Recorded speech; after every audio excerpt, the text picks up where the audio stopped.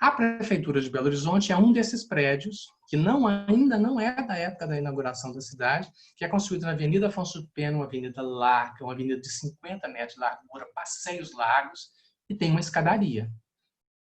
Para você entrar nesse prédio, você tem uma escadaria. Como é que uma cadeira de roda entra nesse prédio? Não entra.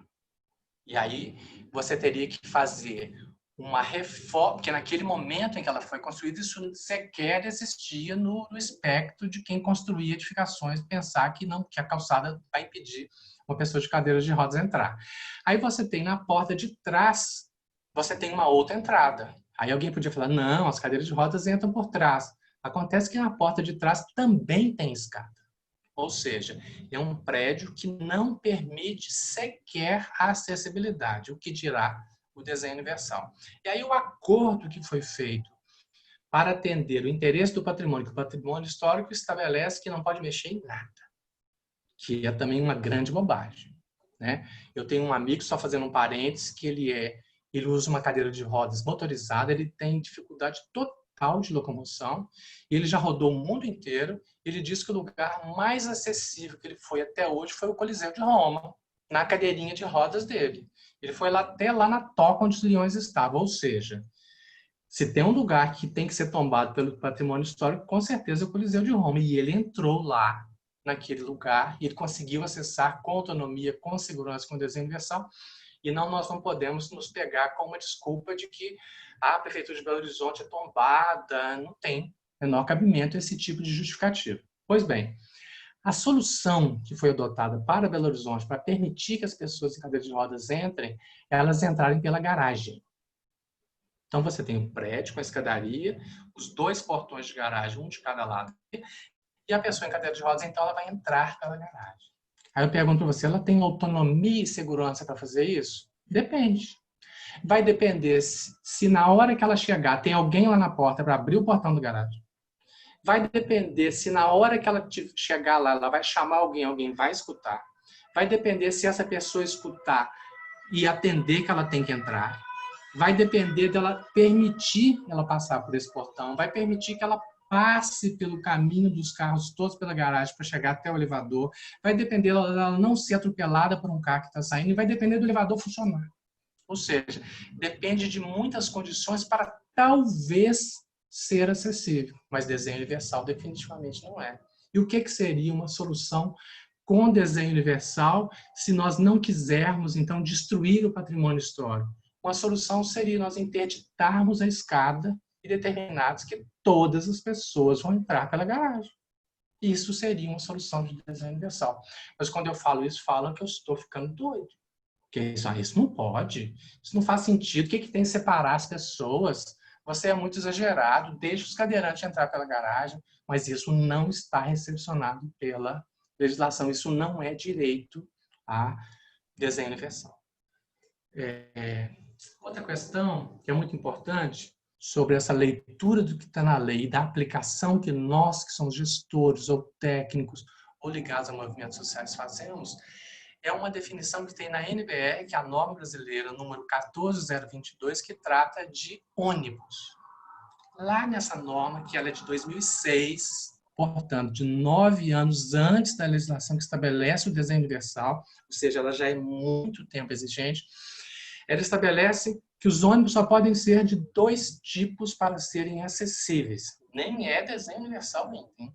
Você pode ter embarque alto, ônibus de piso alto com embarque em nível alto, ou seja, por meio de estações, como é nos BRTs de grande parte do Brasil, ou você pode ter piso baixo.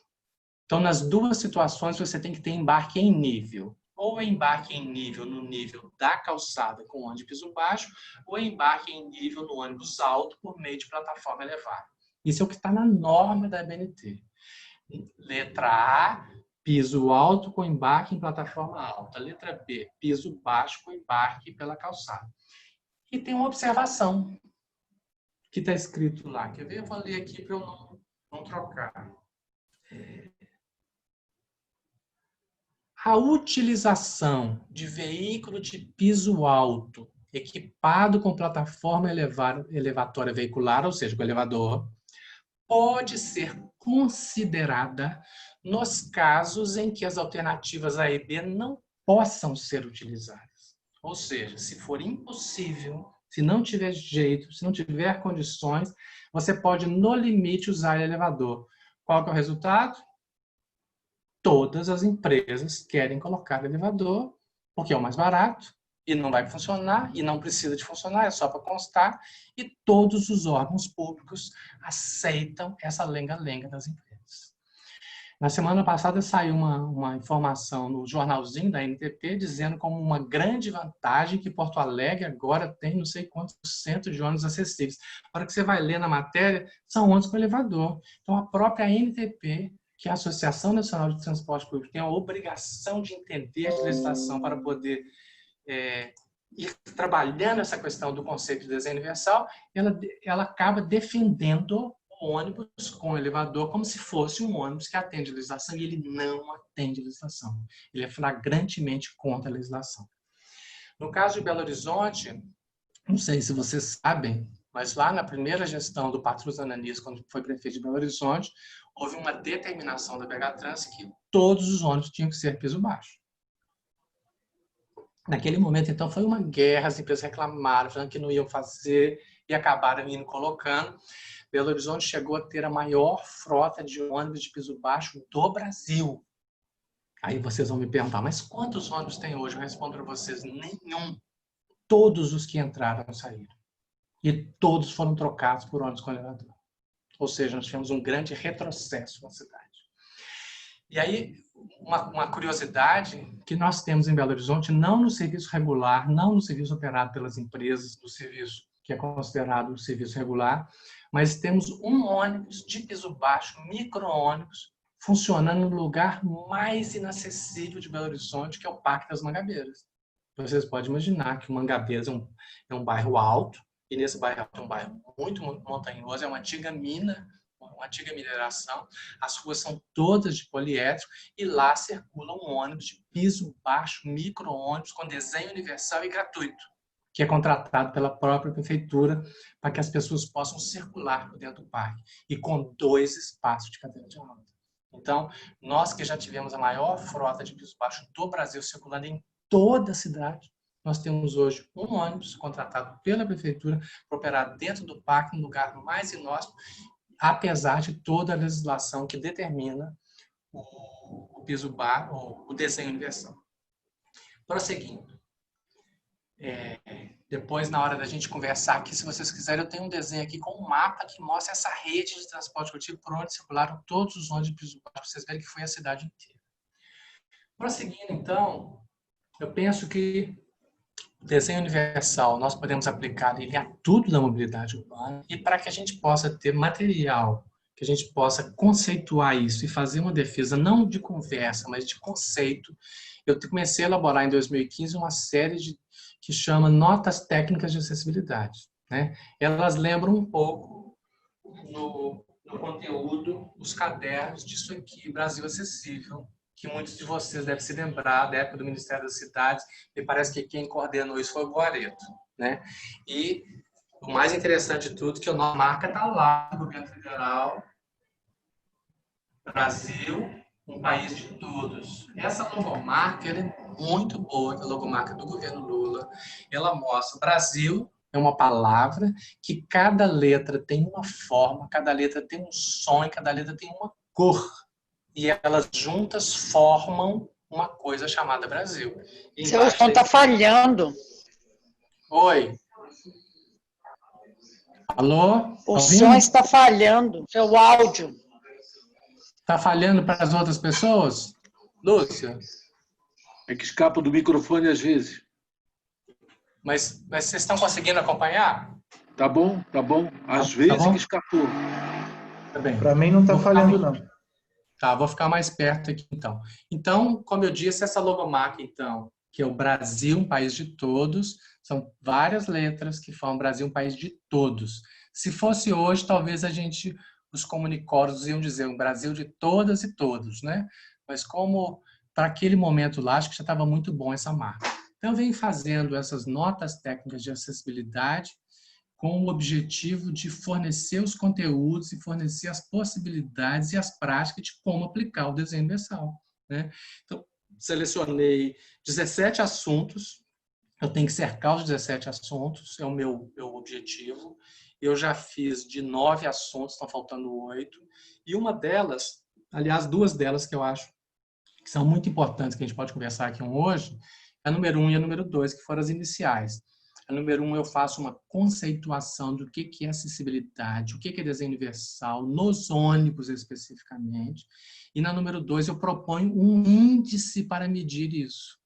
Porque se a gente ficar só conversando e não tiver a concretude dos números, a gente fica muito difícil a gente fazer essas defesas. Então, fiz um indicador que chama Índice de Acessibilidade no Embarque e Desembarque, fiz uma escala de 1 a 10, e essa escala de 1 a 10, ela cabe todos os ônibus que estão hoje em fabricação no transporte urbano no mundo inteiro. Então, o ônibus, aí eu começo a medir para cada cidade. Então, uma cidade tem 100 ônibus do nível 1 e 100 ônibus do nível 10, vai ser 100 vezes 10 mais 100 vezes 1 dividido por 200. Esse que é o indicador. E calculei esse indicador para todas as cidades para as quais eu consegui encontrar resultados, que são poucas.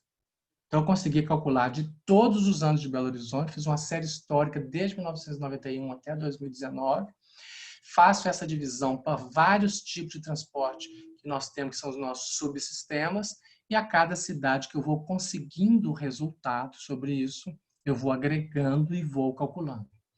Digo a vocês que, na escala de 1 a 10, a nota de Belo Horizonte é 3,35. Numa escala de 1 a 10, ou seja, nós estamos muito longe de alcançar aquilo que a legislação determina e impõe. De todos os subsistemas que eu calculei, que não são muitos, mas que eu consegui os dados, o melhor até hoje é o sistema estrutural de São Paulo, que atingiu a nota de 5,54. Eu faço que a linha de recorte é 6, nem o sistema de transporte estrutural de São Paulo, que tem a melhor nota de todos que eu calculei, chegou no mínimo que é 6, o que dirá no máximo que é 10, que é o desenho universal. E esses resultados são da média de todos os sistemas de transporte. Vocês terem ideia, Curitiba até o ônibus, tem ônibus que nem elevador existe. O que a gente conhece é aquela rede do ligeirinho, com os ônibus nível 10, que aí sim aqueles ônibus têm desenho universal, porque cada vez que eles param numa plataforma, todas as portas se abrem, e o embarque é em nível, e a pessoa de cadeira de roda, ou cego, ou surdo, seja o que for, pode embarcar por qualquer porta, não existe separação. Então, Curitiba tem ônibus do nível 10, mas a média do sistema de Curitiba é menor do que a média do sistema estrutural de São Paulo. Prosseguindo, esse ano agora eu passei uma temporada como presidente do Conselho Municipal dos Direitos da Pessoa com Deficiência de Belo Horizonte, que foi uma ousadia na minha trajetória, porque eu não sou uma pessoa com deficiência, e o meu combinado com eles lá, que eu aceitaria, eu fui eleito, né? É um conselho de políticas públicas, metade governo, metade sociedade civil. Eu estava lá como representante do governo, eu aceitei de estar à frente desse conselho por conta da minha trajetória, mas para que a gente pudesse fazer uma defesa da inclusão dos direitos da pessoa com deficiência para uma cidade para todas as pessoas e não uma cidade só para as pessoas com deficiência.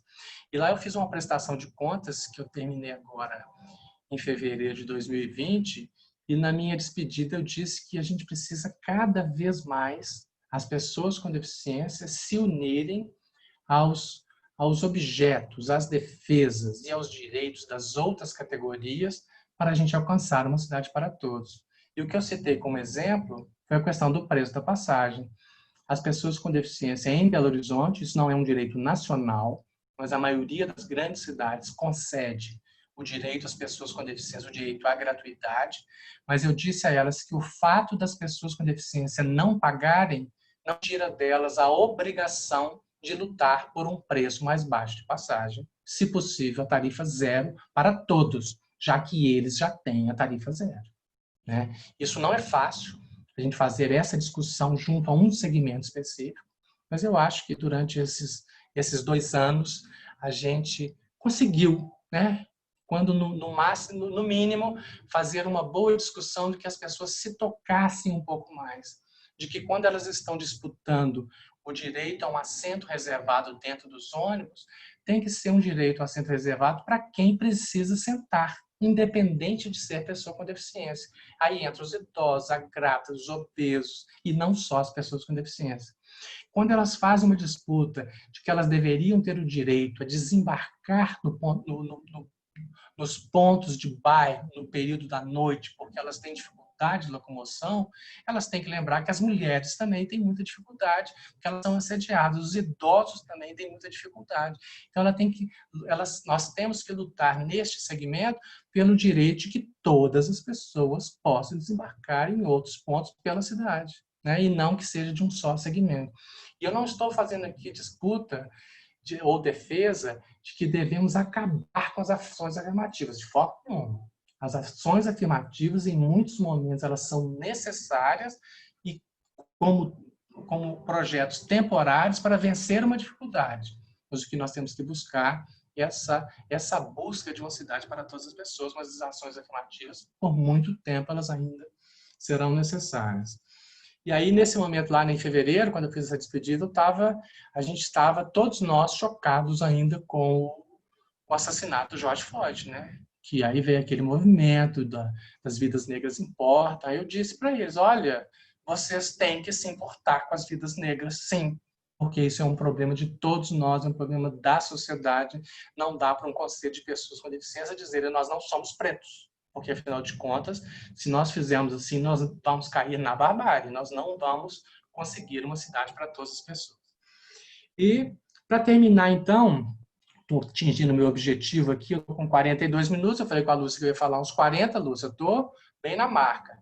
Eu quero terminar mostrando uma fotografia que eu acredito que ela ilustra muito bem aquilo que eu estou dizendo aqui. Me digam quando a fotografia abrir para que eu possa começar a descrevê-la, por favor. Vocês me falam aí quando ela abrir? Lúcia? Falo, Socorro? sim, mas ela não abriu ainda. Não abriu ainda. Não. Tá, assim que abrir, vocês me falam, então.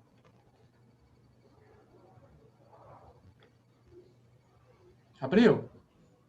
Ah, eu tenho que compartilhar. Eu fazendo bobagem aqui, gente. Desculpa.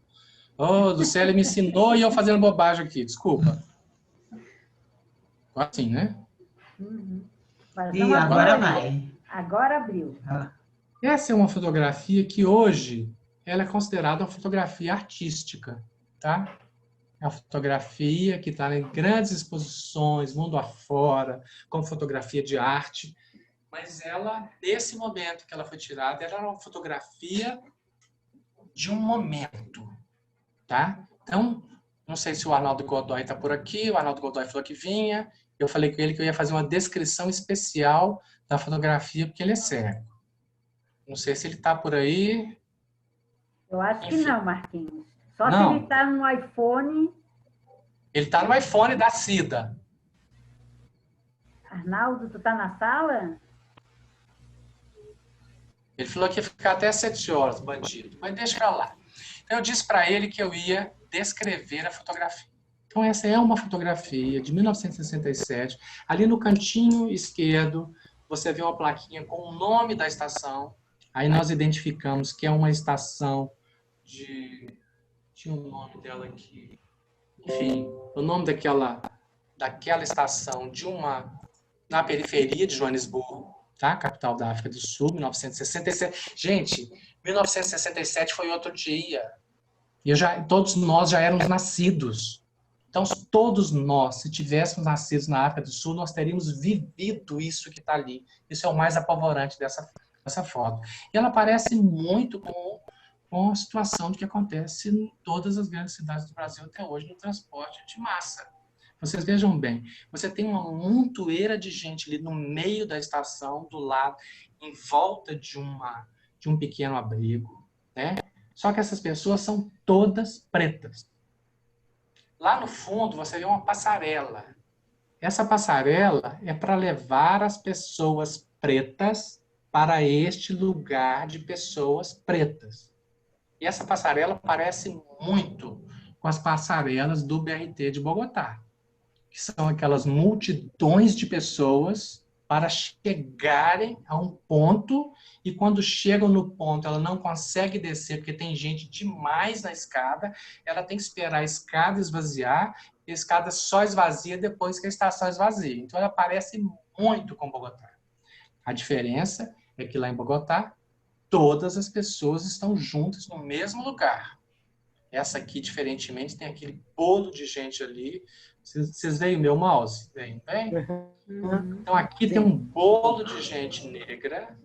Aqui você vê nesse cantinho aqui alguns guardas que estão vigiando para que os pretos não passem para cá e vigiando também para que os brancos não vão para lá. Então, você vê que esse espaço todo aqui é só de pessoas brancas. Então, aqui eu tenho 4 homens brancos, aqui eu tenho um outro homem branco encostado no poste, mas do lado dos brancos, e aqui eu tenho uma mulher que parece branca, que também está nessa área aqui.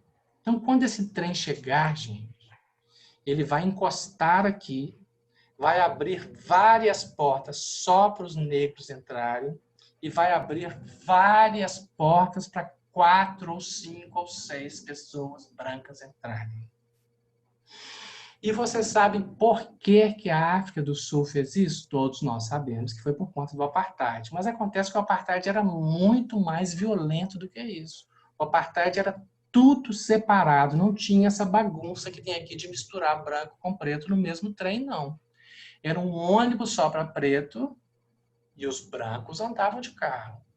Eram os teatros só para brancos e os pretos eram proibidos de entrar. Eram calçadas só para brancos e naquele bairro a pessoa era proibida de entrar. A África do Sul chegou ao ponto de ter uma parte da cidade, um bairro inteiro que era proibido pessoas pretas entrarem. Tá? Então, como neste caso, então, era impossível, porque não era rentável, não era economicamente viável, fazer um trem só para pretos e um trem só para brancos, eles fizeram uma concessão, fizeram uma adaptação razoável do apartheid. Eles permitiram que as pessoas negras e as pessoas brancas usassem o mesmo trem, desde que fosse nessa situação. Tá? Então, o que eu estou usando essa fotografia como um artifício do exagero, propositalmente eu faço esse exagero para dizer a vocês que nós estamos muito próximos disso. Quando nós estamos regulamentando, criando, desenhando, implantando uma cidade, que as pessoas pobres vão usar o transporte coletivo. O som está falhando de novo. Oi. Tá ouvindo, gente? Lúcia? Lucélia, tá me ouvindo? Então, acho que a Socorro que está com problema no som aí. Eu estou ouvindo, sim. Então, estou terminando. Eu vou dizendo que... Aqui eu não estou ouvindo. Então, parece que é só você, Socorro. Parece que os outros estão ouvindo, viu? Eu estou Então, ouvindo gente, bem. Eu estou, assim, finalizando aqui, dizendo que hoje nas nossas cidades, quem está decidindo isso aqui, ó, esse tipo de modelo... O som está falhando, Marquinhos. Olha, o som tá bom para todo mundo, só não tá para você, menina. Vê qual é o problema seu. Ele está ouvindo ele muito bem.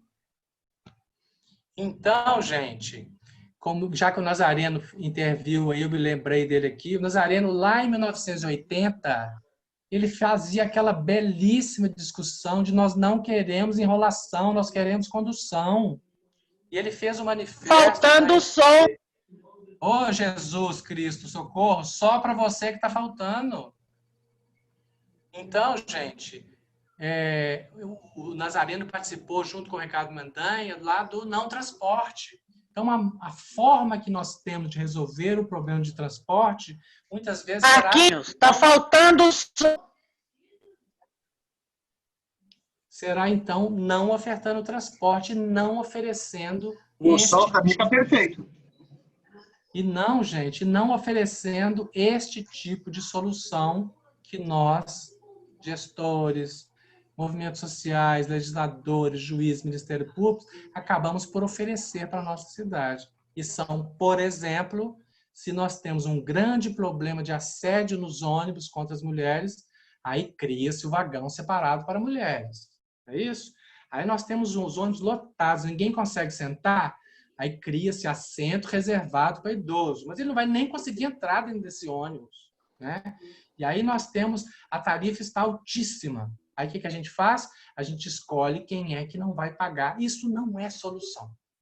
Isso são gestões, são adaptações tidas como razoáveis por cada momento, a cada gestor, que não resolvem o problema no seu cerne.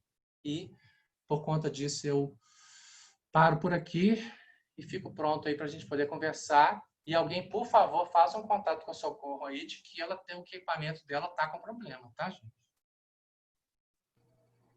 Marquinhos, Ok, Lúcia? Eu devolvo para você. Marquinhos, muito obrigada mesmo, estava maravilhoso, tenho certeza que todo mundo gostou. Eu queria pedir para tirar esse compartilhamento da tela para a gente ficar se vendo, e queria aproveitar para perguntar para o Tuca Munhoz, que deve estar na sala, tá? Se o Tuca gostaria de dar alguma palavrinha para a gente agora. Oi, boa noite. Boa noite, Tuca. É um prazer estar aqui contigo, né? Igualmente, é um prazer e eu vejo com muita alegria. Eu não sei se é a primeira vez, enfim, eu estou bastante afastado dos setoriais do PT. Eu já estive durante muitos anos no setorial das pessoas com deficiência e vejo com muita alegria que o setorial está discutindo essa questão, porque mesmo no partido, isso quando eu fazia essas discussões, sei que ainda é bastante complicado, mas as questões de acessibilidade sempre foram vistas assim como uma discussão de terceira, quarta classe, digamos assim, né? Então, fico feliz do setorial estar tomando essa iniciativa e parabenizo vocês e, com alegria, contribuo aqui com alguma reflexão. Parabéns, Marcos, gostei muito da sua fala, muito interessante. E uma coisa que eu achei especialmente interessante foi a sua fala aí sobre a sua participação no Conselho das Pessoas com Deficiência de Belo Horizonte e o quanto isso é interessante. E achei bastante bacana você falar que esteve lá com um certo, se eu me permita falar assim, com um certo constrangimento, pelo fato de você não ser uma pessoa com deficiência. Aliás, para quem não me conhece, eu sou uma pessoa com deficiência, não falo isso para ser melhor que vocês, mas eu sou uma pessoa com deficiência, eu sou cadeirante. Eu uso uma cadeira motorizada como seu amigo, viu, Marquinhos? Mas, enfim, eu gostaria de fazer alguns comentários, se me permite, sobre as questões que o Marcos colocou. Uma delas, lembrando, há um tempo atrás, falando da ANTP, Marcos, eu lembro que há um tempo atrás, pouco tempo, acho que há 2 meses, a ANTP lançou um documento falando sobre a questão da pandemia e dos riscos que corre o transporte coletivo. Então, falou das necessidades das necessidades urgentes de mudanças, de transformações no transporte urbano. E colocou lá várias questões foram colocadas, não sei se vocês, eu não tenho agora esse documento em mãos, mas falava da pandemia e das necessidades de mudança no transporte coletivo, no transporte urbano coletivo. E fazia várias sugestões, né, de melhorias e etc. no transporte. E não tocava em nada sobre as questões da acessibilidade. Eu até escrevi para o Branco, né? Acho que todos aqui conhecem o Branco, e falei, pô, Branco, como é que vocês escrevem um documento desse e não mencionam as questões de acessibilidade. Aí, eu gosto do Branco, me dou muito bem com ele, sou associado à NTP, né? Mas o Branco deu uma sabonetada, foi para lá, foi para cá, e meio que não assumiu essa questão, né? E falou, não, no próximo documento a gente coloca as questões de acessibilidade e tal. Eu relato isso para vocês para dizer o quanto é difícil inserir a questão da acessibilidade nessas discussões. Não é fácil, não é, Marcos? Não é fácil. A gente tem que malhar em ferro frio o tempo todo para inserir essas questões em várias instâncias. Eu não digo só, enfim, nos governos e tal, em todas as instâncias. Uma questão que eu acho importante, fundamental, aliás, ressaltar, é que quando a gente fala em políticas públicas, eu quero me referir a uma política pública que tem contribuído, nesse exemplo que eu vou dar, em mudar a realidade da mobilidade das pessoas com deficiência. E eu me refiro a uma política do SUS, né, que é o Sistema Único de Saúde. Talvez o Marcos citou essa coisa da cadeira motorizada, e eu também falei da questão da cadeira motorizada. E não sei se vocês sabem, mas o SUS, o Sistema Único de Saúde, ele fornece gratuitamente esse equipamento para quem precisa. A cadeira motorizada, que é um equipamento caro, é um equipamento aí na faixa de R$8.000, mas o SUS fornece esse equipamento gratuitamente. Talvez aí nas cidades de vocês, cada um aí na sua cidade, tenham visto já pessoas com deficiência circulando em cadeiras motorizadas, o que alguns anos atrás era raríssimo, né? Há 10 anos atrás você não via uma pessoa andando com cadeira motorizada.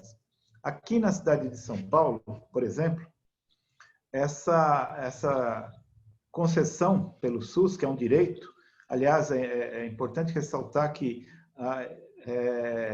todos vocês já passaram por aquela situação, vamos juntar tampinha, vamos juntar selinho para comprar uma cadeira, para arranjar uma cadeira de rodas para tal pessoa, que era um favor, às vezes muito bem-vindo, mas que era um favor, né? Uma ajuda. Hoje não, hoje ter acesso a esse equipamento é um direito social, não é? Assim como o Marcos citou, o direito social do transporte. Também hoje o acesso a um equipamento para pessoas com deficiência é um direito social.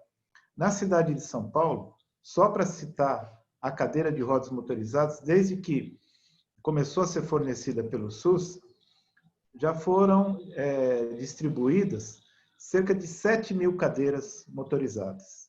7.000 cadeiras.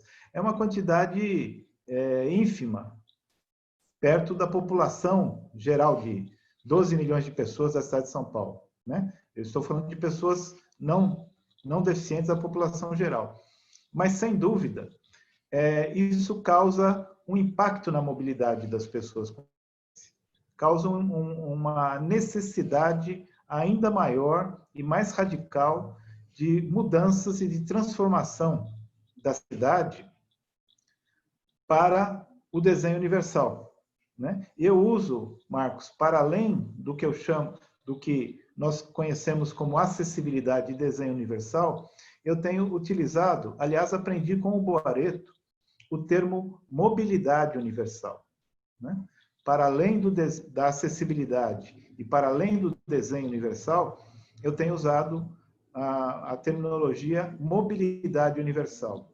Eu uso isso pelo seguinte: para uma pessoa com deficiência, para qualquer pessoa chegar de um lugar para outro utilizando o transporte público, ela tem uma série de jornadas. Ela sai de casa, ela vai até o ponto de ônibus, ela acessa o veículo, ela utiliza o veículo enquanto ela está dentro do veículo, ela sai do veículo e se dirige ao local de destino.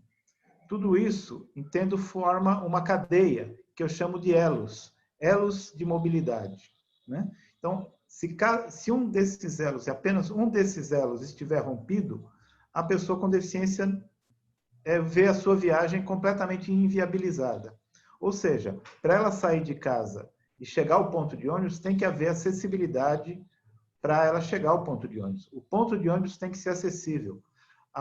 O acesso dela ao veículo, seja ele de piso baixo ou seja ele de plataforma, o que é absurdo também, concordo completamente com você, Marcos, o veículo de plataforma, que aqui em São Paulo é muito comum,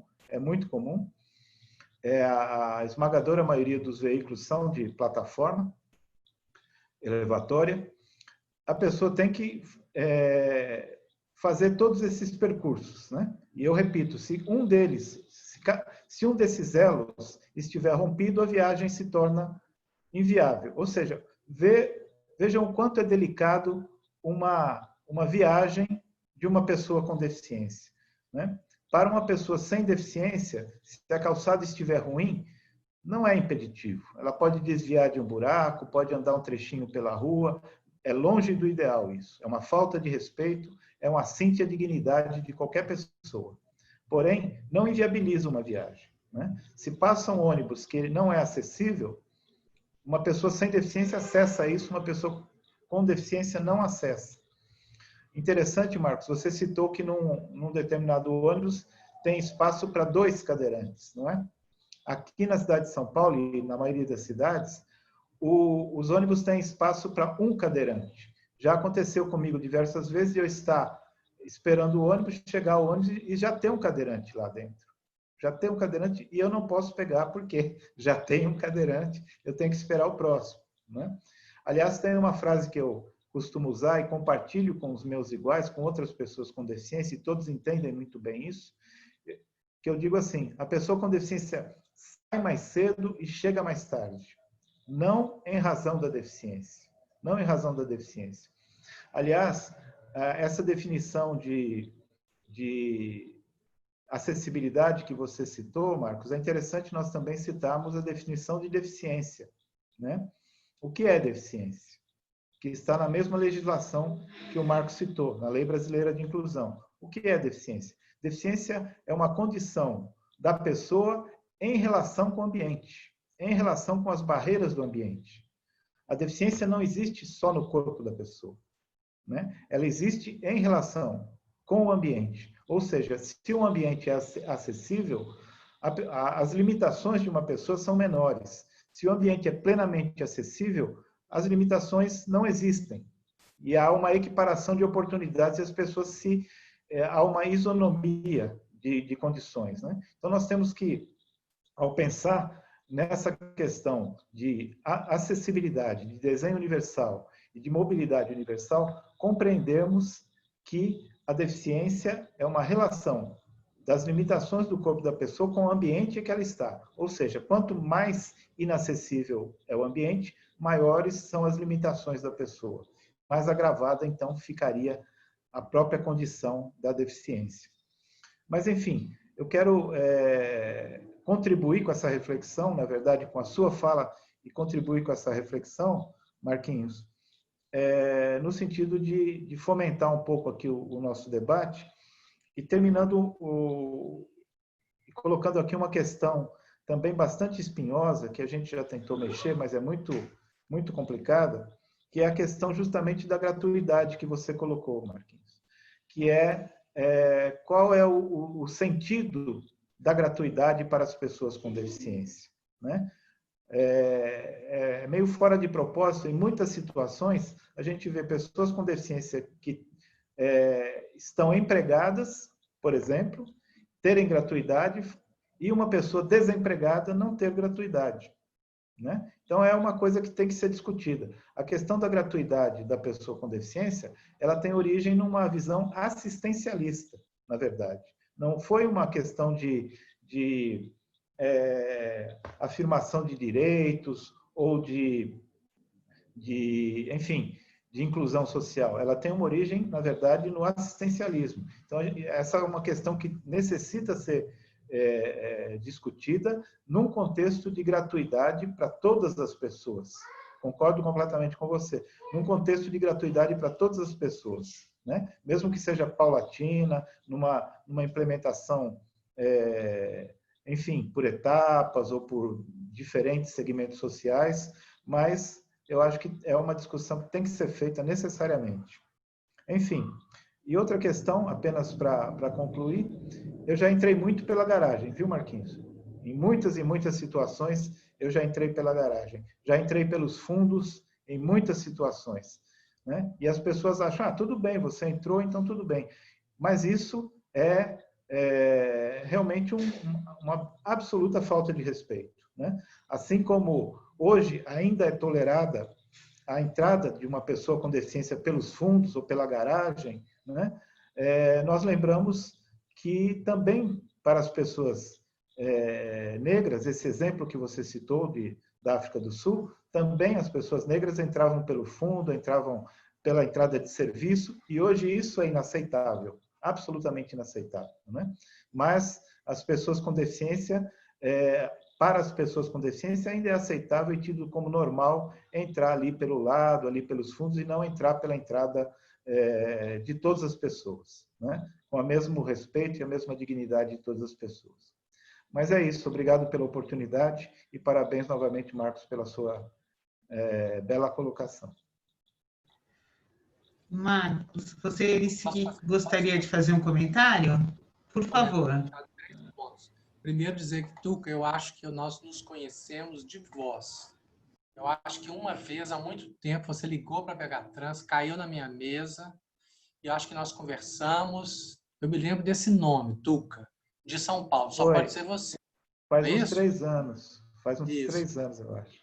Eu não te conhecia pessoalmente, foi um prazer te conhecer. Eu queria comentar 3 pontos de sua fala, que é o seguinte. Primeiro, a questão do exemplo que você deu, que encontrou lá com alguém da NTP, falou que no próximo a gente faz. No próximo documento. Eu me lembrei imediatamente de uma situação que aconteceu nos anos 1980, em Barcelona, quando o governador da Catalunha foi inaugurar uma escola. Então, você veja bem, Espanha, anos 1980, ainda não era essa Espanha que nós temos hoje, tão democrática e tão plural que nós conhecemos. Mas, naquele momento, ele foi inaugurar uma escola e, quando ele chegou, tinha 4 degraus na porta da escola para entrar. E ele chamou o assessor e perguntou: e as pessoas com deficiência entram como aqui? Ele falou: que é isso, governador? E tinha banda de música, criança, balão, aquela festa para poder fazer a inauguração.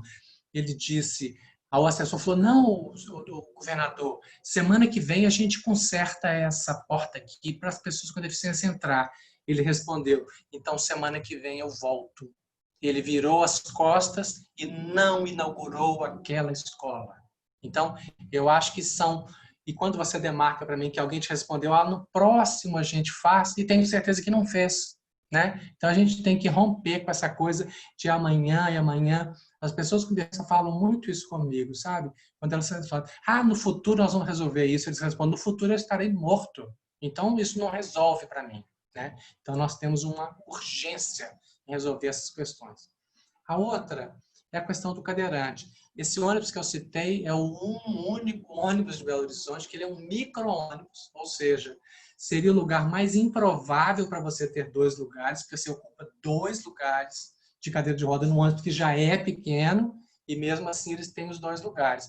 E o que eu gosto dessa opção nossa, deste único ônibus, que ele é muito simbólico, é que ele me lembra muito o modelo de metrôs que existe no mundo afora, em que aquele primeiro saguão, logo depois que você passa pela porta, todas as cadeiras são escamoteáveis. Ou seja, você só usa a cadeira quando você tem necessidade de sentar. Fora isso, ela está vazia. E quando o ônibus fica muito cheio, quando o metrô fica muito cheio, o que as pessoas fazem? Elas se levantam para caber mais gente. Então, eu tenho certeza que esse salão de entrada dos ônibus, todos eles podiam ter 2 lugares com os bancos escamoteáveis. Como na maioria das vezes não vai haver 2 cadeiras de rodas ao mesmo tempo, porque as pessoas, como você mesmo diz, elas sabem que vão ter dificuldade, muitas vezes nem saem de casa, então todos os ônibus podiam ter 2 ou 3 lugares. E com os bancos escamoteáveis, que na maioria das vezes as pessoas vão se sentar nesse espaço.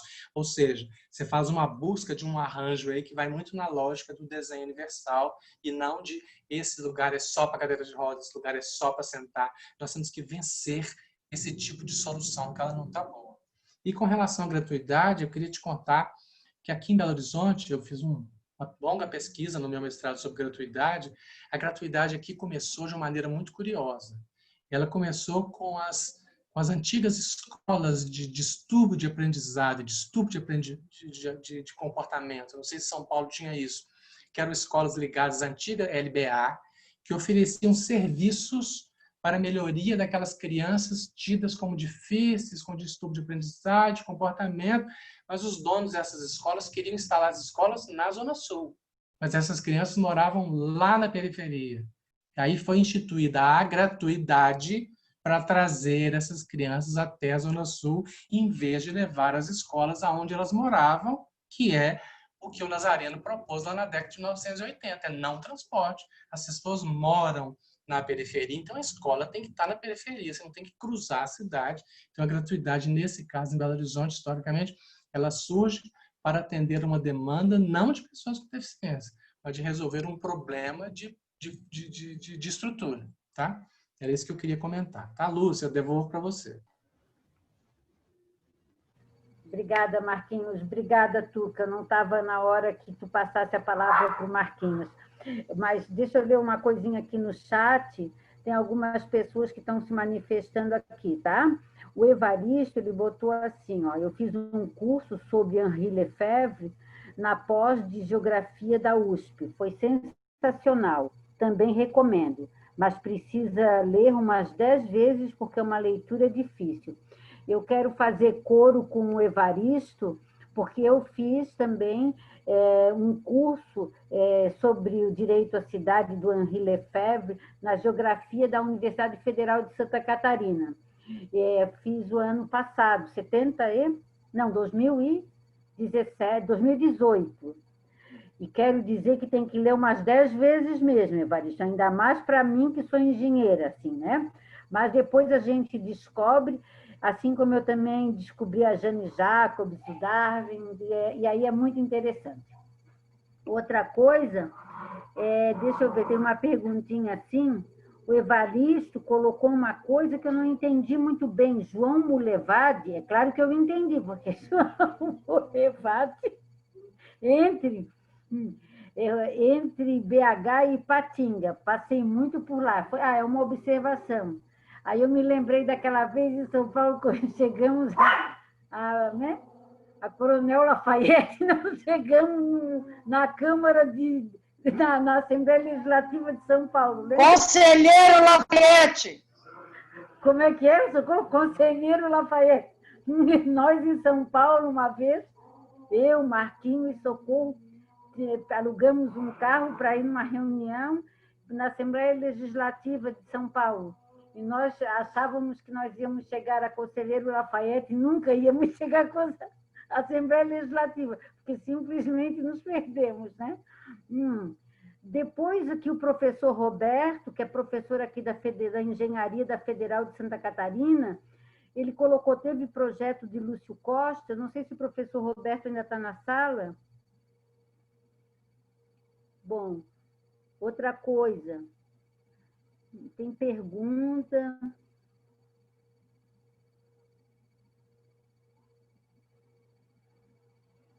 Olha só, alguém tinha pedido para gravar a reunião, e daí o Valente... Escrevendo, Lúcia. Só um instantinho, eu estou lendo aqui no chat e já vou passar as palavras para quem estiver na ordem. Aí o Valente colocou que a gente só pode gravar as reuniões com autorização do anfitrião. Mas nas nossas reuniões, a tradição é o anfitrião ou anfitriã gravarem. Agora estão gravando, resolvido. Bom, enfim, nós gravamos a reunião, Marquinhos, tá? Tem algum problema? Tá, tudo bem, ele disse, tá? O Evaristo colocou aqui dizendo que a palestra está muito boa, né? Quero me inscrever. O Fernando, quero me inscrever, é o Evaristo primeiro. Antes do Fernando tem o Evaristo.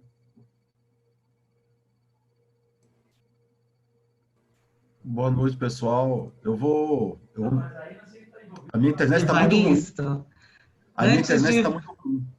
Antes de você, tem a Socorro, lá em cima.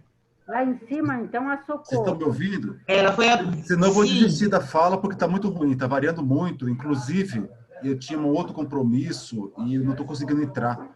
Então eu vou desistir da fala. Vocês estão me Não, entendendo? aguarda, mas eu estou Evaristo, ouvindo você, mas a Socorro já estava inscrita. Você pode aguardar um pouco? Então eu vou falar bem rápido. Agradecer aí ao Marcos pela excelente apresentação, ao Tuca. Realmente esse tema é muito importante e é pouco trabalhado, foi pouco trabalhado pelo setorial, quando se faz programa de governo, de mobilidade urbana. Eu realmente passei muito João Molevade, viu, Marcos? Ali tem o Grau, comi muito lanche ali no Grau, em direção a uma cidadezinha chamada Inhapim, que depois tem uma outra chamada Santo Antônio das Dores, que aonde a minha esposa nasceu, que fica entre Ipatinga e Caratinga.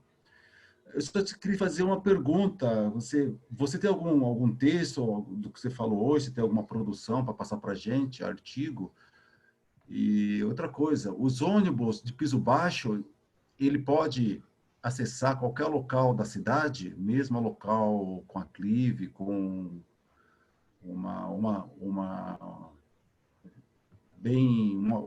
que tenha ladeiras, tem locais de difícil acesso. O ônibus de piso baixo, ele pode acessar, como você falou lá em Belo Horizonte. Era essa a minha dúvida. Eu queria falar mais, mas realmente está muito ruim. Eu até ia para uma outra reunião, mas não consegui entrar. Então, obrigado aí, parabéns à Lúcia também pelo convite de vocês dois. E um abraço aos companheiros. Obrigada, Evaristo. Eu tenho inscrito a Socorro, Fernando, Juarez, o Clauber e o Nazareno. Socorro, pode falar. Boa noite a todos. Parabéns, Marquinhos. Eu quero fazer um registro aqui, que nós, enquanto setorial, nós não podemos deixar as adaptações que estão sendo feitas ser a regra, né? Nós acabamos de receber uma notificação do Ministério Público, e ainda bem que recebemos, para fazer revisão em todos os acessos às estações de transferência do BRT. Nós temos o BRT no corredor Antônio Carlos e um BRT no corredor Cristiano Machado.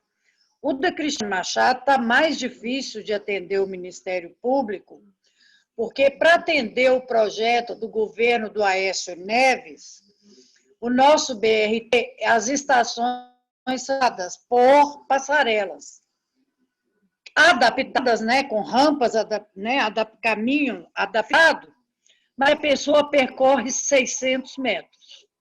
Se por um acaso ele acessar uma estação errada, ele tem que voltar os 600 metros e percorrer mais 600 metros. Até tivemos uma experiência nesse corredor das passarelas, que é o acesso ao BRT, que, num locais, nós fizemos a travessia em nível. E foi observado pela Liliana, que está aí na reunião e pode melhor falar, que o número de passageiros para essa estação da travessia em nível mais que duplicou. As pessoas preferiam andar, né, da sua estação mais indicada, andar mais, mas atravessar em nível do que fazer a passarela. Então, assim, Lúcia, eu acho que o setorial, nesses documentos que estão sendo repassados para as candidaturas, né, a gente lembrar a questão da acessibilidade universal. E eu sei que estamos focando no transporte coletivo, mas a calçada está aí. Faz parte do sistema de transporte de passageiros. O passageiro cai no ônibus, né? Então, assim, nós precisamos enfatizar. Eu até ponho uma resolução complementar, né, aquela resolução da tarifa zero, solicitando para que a gente fuja das adaptações. Vamos buscar a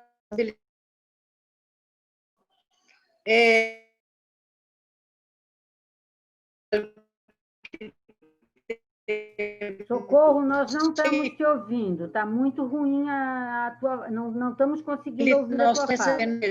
Da população, né? Que o idoso, ele cai muito. Né? Qualquer problema de acessibilidade, numa calçada, no ônibus, né? Nós não temos dificuldade de pessoas com deficiência, não. O idoso, ele precisa também de acesso universal, de com segurança, com autonomia, né? Nós temos uma discussão a fazer aí das benditas pedras portuguesas nas calçadas, que o patrimônio histórico das cidades não permite que a gente faça um trabalho em cima. Tem toda uma discussão em cima disso. Quero agradecer a todos. Obrigada. Obrigada, Socorro.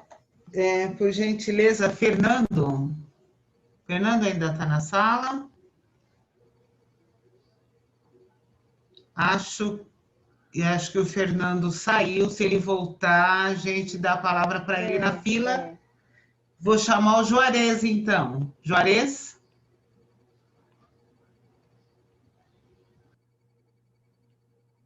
Boa noite a todos. Parabenizar aí o nosso palestrante. Muito positiva aí a palestra dele, afirmativa, né? E eu que acompanhei, minha experiência por ter sido motorista de transporte coletivo e também gestor público na INDEC, eu acompanhei e participei desde o início da implantação dos primeiros ônibus acessíveis da cidade de Campinas, isso em 2003, e também das primeiras rampas. É um grande debate que teve, e aí veio o governo federal, reafirmou o decreto-lei, o 5296, e criou-se toda uma expectativa a nível nacional que o objetivo do decreto, primeiro é o seguinte, ele sabia que teria que ter um prazo para você eliminar as barreiras existentes do espaço público e privado e também do ponto de vista do ônibus. Então, deu-se um prazo de 10 anos.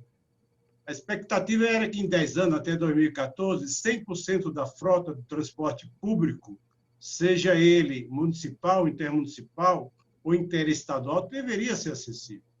Infelizmente, hoje, menos de um terço disso e com todas essas, a maioria que são acessíveis, na verdade, com elevadores que não garantem a acessibilidade universal. Então, acho que realmente é um debate muito pertinente, principalmente nesse momento.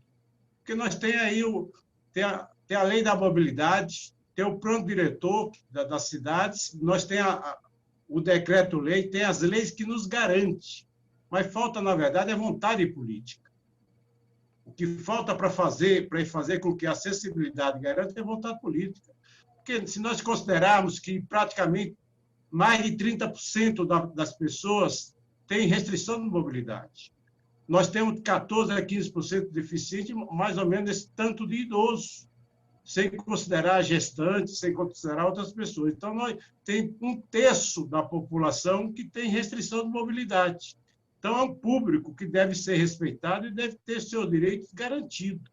É com esse viés que eu acho que a gente tem que fazer essa reflexão e multiplicar esse debate, principalmente nesse momento, que vamos eleger prefeitos e vereadores, tem que pensar em trabalhar na possibilidade, primeiro, do compromisso político com esse tema. E aí os conselhos têm um papel importante, o Conselho de Direito da Pessoa com Deficiente, o Conselho do Idoso, os Conselhos de Trânsito e Transporte. Então, eu acho que a gente tem que investir e para que realmente essa lei seja implementada num todo, né? Com o desenho universal. Eu moro na cidade de Campinas, que é uma cidade com 1.200.000 habitantes, e fui visitar uma cidade há 10 anos atrás, Jaú. Jaú, uma cidade que apenas tem 40 ou era 40, 50 ônibus, E o cidadão tinha um sistema implantado lá, que hoje, com a tecnologia, garante isso. O ônibus parava no ponto e chamava o deficiente pelo nome.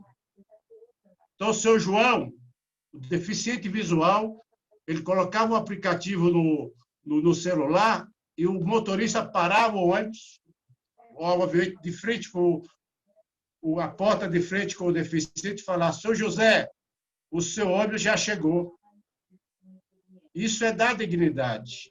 Isso é dar realmente, fazer a inclusão social. E a gente vê que isso não acontece, infelizmente, na maioria das cidades brasileiras. Então, quero parabenizar pela palestra e convidar o nosso amigo Marcos, também como Tuca, para a gente pensar em fazer esse debate, essa reflexão aqui na região metropolitana de Campinas, que é uma região com mais de 3.500 mil pessoas, e que eu acho que esse debate é muito importante para a gente fazer essa reflexão. Então, parabéns à Lúcia, parabéns aos nossos companheiros palestrantes por essa contribuição. Obrigada, Juarez. Clauber.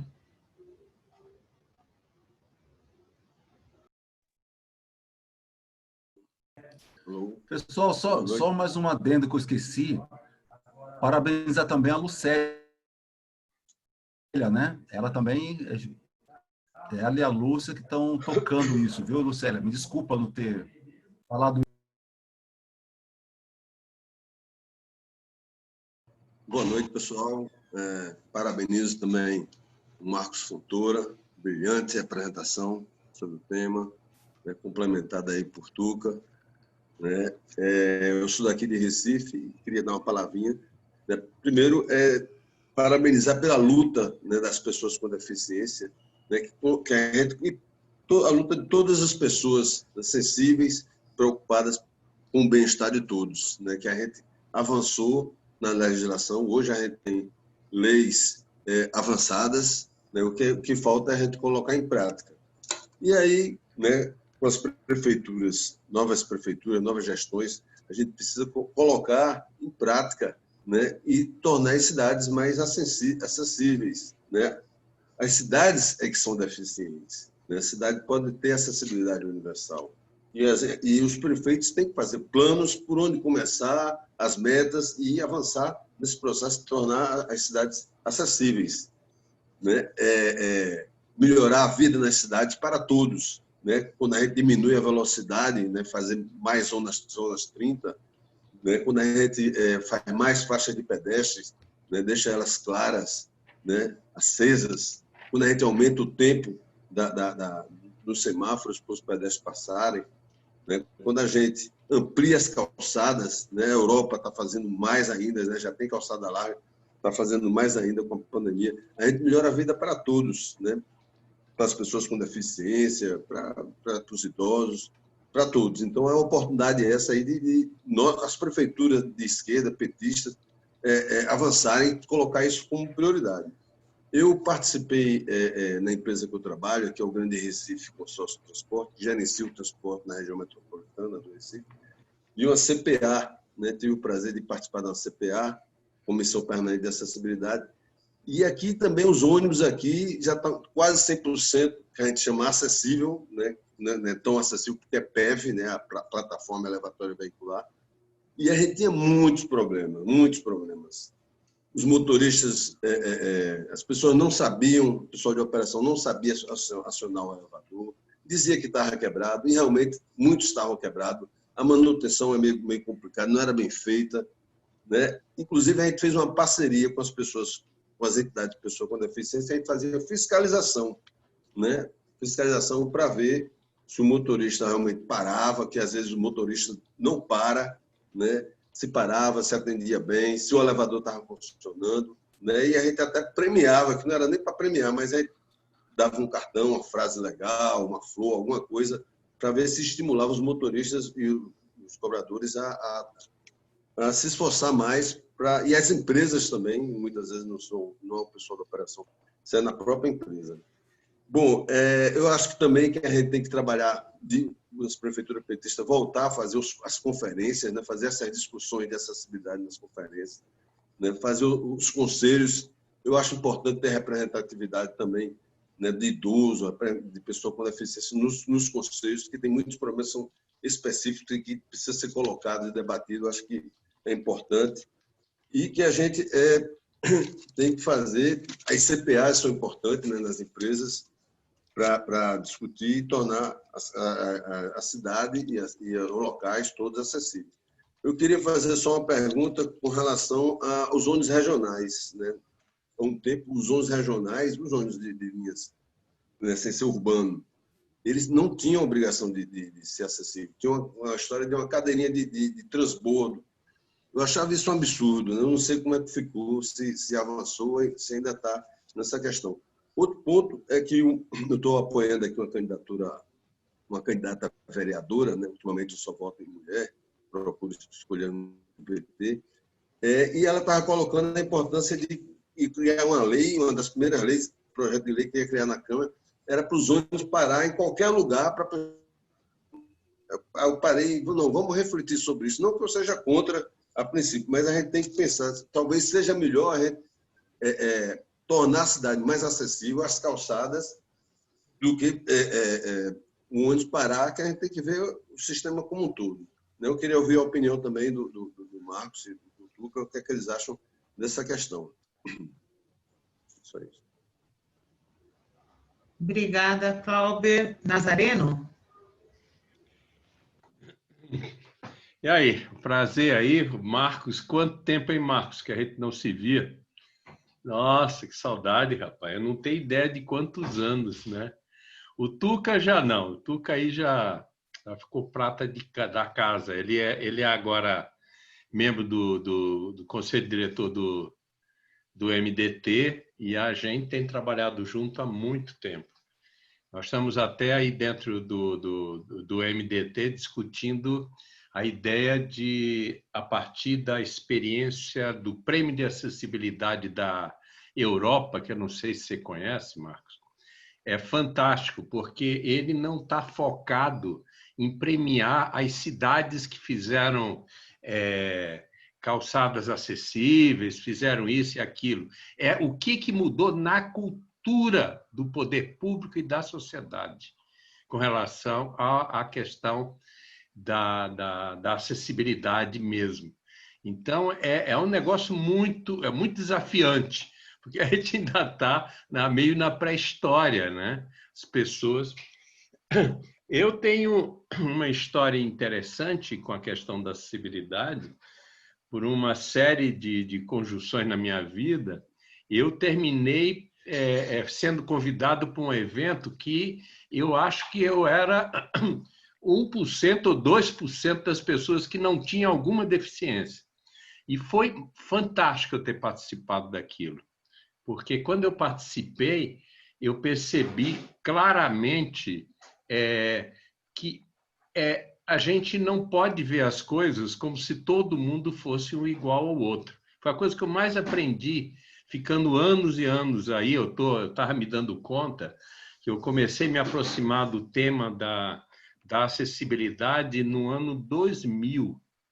Quer dizer, agora estamos em 2020, né? Eu me dei conta que eu estou mexendo nisso há 20 anos já. Mexendo não, agora não estou tão carregado, né? Eu trabalhei muito junto com o Boareto, quando a gente estava lá no Conselho das Cidades, a gente conseguiu levar essa discussão para dentro da NTP, de uma forma de apoiar todo o trabalho lá que estava sendo feito no Ministério das Cidades. Então, a gente fez um debate dentro da NTP para trazer o tema da acessibilidade. Quer dizer, e depois eu fiquei acompanhando todos aqueles projetos, né? Aquele projeto. Eu só me dei uma paradinha na hora que deu essa reta final Puta, até agora, não é do estatuto, né? Como você disse, Marcos, é o da lei de inclusão. Mas foi uma coisa muito... Foi uma das coisas da minha vida profissional que eu digo que fez parte muito da minha formação. Eu acho que a partir de eu ter trabalhado com isso, eu comecei a perceber como a gente tem de respeitar o diferente. E o diferente, às vezes, é aquela pessoa que está do teu lado, a tua esposa, teu filho, teu amigo, né? E não é por ele ser diferente se é uma pessoa menor ou mais ou menos importante. Então, foi um aprendizado fantástico, que eu sempre agradeço ter passado esses anos nessa luta da pessoa com deficiência, que é uma luta. E eu me lembro de umas dessas situações com o Tuca. Nós tínhamos uma reunião do MDT, aí a gente ia fazer lá na sede da Confederação Nacional dos Trabalhadores, mas não da CUT, a outra, né, que eu sempre... E aí a gente chegou lá, o Tuca chegou e tinha um elevador muito pequenininho. E o elevador não dava a cadeira de roda dele elétrica. Aí o pessoal disse, não, pode deixar que a gente carrega você. Eu disse, não, vocês tinham que ter pensado antes, tchau, tchau. E ele não participou dessa reunião, eu achei muito legal. Mas o que eu achei mais assim, significativo foi um encontro que nós fizemos sobre mobilidade e chamaram a Mara Gabrilli. E quando chamaram a Mara Gabrilli no hotel, não tinha como a pessoa acessar o auditório. Ela tinha de ser carregada, aquele tanto. Ela disse, não, tudo bem, eu não vou falar se eu tiver de ser carregado. Né? Aí o pessoal teve uma ideia que eu achei incrível na hora.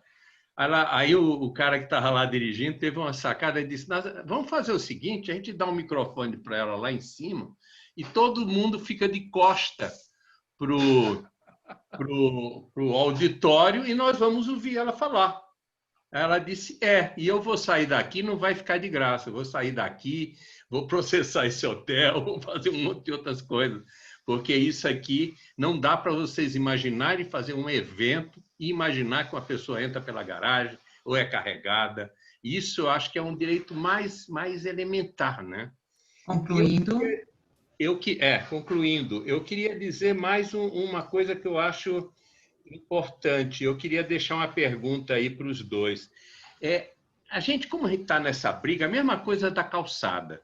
Se a gente quiser que todas as calçadas sejam acessíveis, todas, a gente sabe do tamanho da briga. É a mesma coisa da gente dar tempo de pedestre, a gente conseguir em todas as cidades. Eu tenho pensado, eu só queria que vocês dois refletissem, falassem para mim, o que você acha que dentro dos programas das prefeituras, e agora que a gente tem os programas municipais, de fazer rede, e mesma coisa assim, uma rede de calçadas acessíveis, com todas as coisas, mas ela fazer parte, igual que você tem uma rede cicloviária, apenas você ter algumas redes prioritárias para de acessibilidade. E, nesse sentido, também, eu gostaria que o Tuca falasse de uma coisa que, desde que ele falou para mim, eu fico com isso na cabeça, é a questão das cadeiras elétricas. Como é que ela entra na rede nossa? Entende? Ela deve andar nas ciclovias, andar nas calçadas, porque a velocidade dela, um dia eu saí com ele na rua, nossa, para eu acompanhar ele não foi fácil. Entende? Eu já tinha meus problemas no meu joelho, né? Porque agora eu estou com 2 próteses, né? Mas aí eu tinha ido lá e ele saía que nem um bólido, assim, né? Porque cadeira de roda é muito, um avanço grande. Desculpa aí, mas era isso aí. Valeu, parabéns, viu, Marcos? Adorei a sua fala. O Tuca eu já conheço já há um tempão, mas fazia tempo que eu não te via, tá com saudade. Valeu te ver. Fernando, por gentileza. Fernando.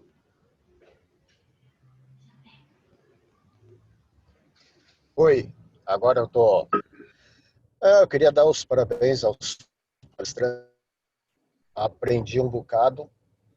Eu que saí de um curso técnico em edificações e estou entrando na faculdade de arquitetura.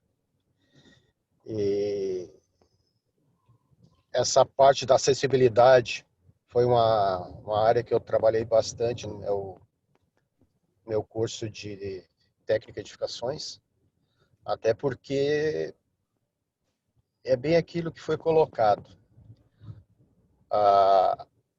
Os técnicos, os engenheiros, os arquitetos, eles se baseiam muito nas NBR. A legislação para eles é só NBR. Tanto é que o meu projeto de um edifício que eu fiz tinha uma rampa de acessibilidade, onde eu utilizei 6% somente. E o professor não queria aceitar, porque ele disse que, de acordo com a NBR, eu posso utilizar até 8,33.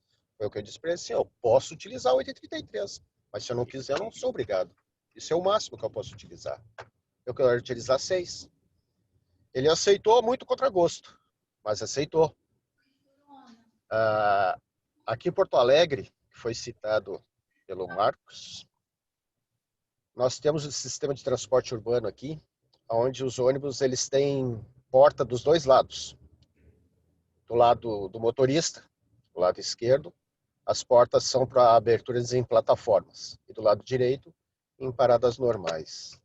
Alguns lugares aqui tem essas plataformas, e aí é aberto daquele lado. E do outro lado é porta normal, com os malditos elevadores, que de 10 elevadores, 11 não funcionam.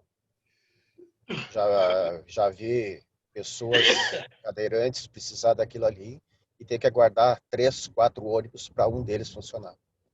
Então isso é muito complicado. O que eu queria fazer uma pergunta para eles é a respeito do seguinte: nós trabalhamos muito na mobilidade urbana das cidades, mas eu já reparei que no transporte intermunicipal e interestadual, os ônibus eles não são fabricados para pessoas com cadeira. Eu, pelo menos, não conheço nenhum que tenha acesso a um cadeirante, independente do tipo de cadeira que ele utilize. Eu gostaria de saber se a legislação ela não prevê esse tipo de coisa, esse tipo de situação para as pessoas com dificuldade de locomoção. E muito obrigado pela palestra de hoje. Obrigada, Fernando. Professor Roberto. Boa noite, obrigado pelo convite, Lúcia, e obrigado pela palestra muito interessante. Eu já tinha participado de alguns grupos, mas com relação à edificação, e também participei da Comissão de Acessibilidade do CREA. Portanto, nós temos uma similaridade, Marcos, na questão de sermos engenheiros e trabalhar com arquitetura e urbanismo. E no momento eu ainda estou coordenador do GT Mobilidade do Conselho Metropolitano aqui de Florianópolis. E eu vou resumir a tua palestra. Não seria apartheid de acessibilidade que existe no Brasil, fazendo uma analogia com a África do Sul.